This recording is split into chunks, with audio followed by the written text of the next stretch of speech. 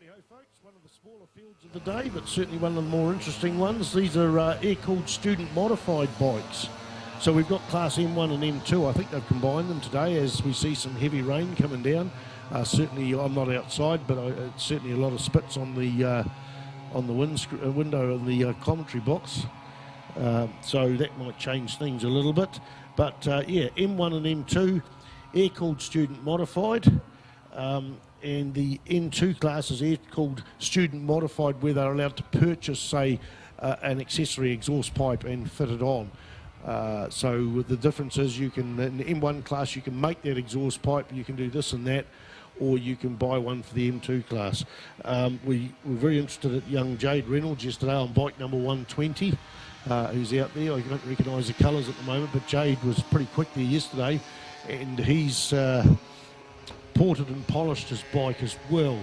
So that's these bikes are two-stroke, and that's all about cleaning up the where the gases come in from the carburetor into the motor, and indeed go out to the exhaust pipe, smoothing up that part, making the ports, the portholes where the gas goes through in and out, a different shape, higher or lower up the barrel, and it's a very, very fine art with two-stroke tuning. So that's what Jade Reynolds has done, and he's also built his own exhaust pipe. So for those guys that are key, everyone's here obviously has had to build their own bike and back at school, but this is the next level of tuning their bike individually. So Jade Reynolds there goes through pretty tight racing too in terms of race lap times. We've got Jade Reynolds from the Fielding High School at a 1:31.5.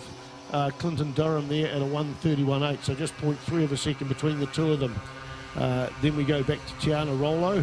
That's good to see her out there. I think it's, yeah, Tiana Rollo out there because she had problems with one of the bikes earlier on. And Stefan Tiers out there in fourth place on the 333 machine. 323 is Neil Hughes from and both those are the Whanganui High School competitors. 12 thousandths of a sec gap, 12 thousandths of a second gap in that last lap between first and second spot. It's spread out a bit there for the, this must be probably a 3-lap race, no, a 2-lap race. I'm looking out there, and usually I get an indication from the flag marshals there when they got the white flag ready to put out there to give them the last lap flag, but right now they've got the checkered flag whirled up there, so 1 lap to go maybe. Here we go, coming on to the interval. This is a battle. We had 12 thousandths of second between first and second. It's going to be a slipstreaming to the finish line. Not much chance of slipstreaming there, but wow, coming out onto the front straight, they were side by side, but indeed Jade Reynolds went through and won that race with a 24.888, a 25.122 for Clinton Durham on the 5:45 machine. Round that little wee slip road that they usually use at the end of a race meeting, race for cars and bikes at the normal Manfeild days, is just the road where the bikes return and cars return to the pits. We've got Tiana Rollo coming through there with the bright pink helmet, coming through and taking third place, 5:41. Coastal Machinery Limited is a Fielding-based company. They are the sponsors of both of the M1 and the M2 class here at Manfeild for the 2017 New Zealand Secondary Schools Minimoto Grand Prix. Slowing down there just about towards, it's going to have to get off and push. This is probably Stefan Tiers with Neil Hughes pushing his bike across there. So just pushing it across the line.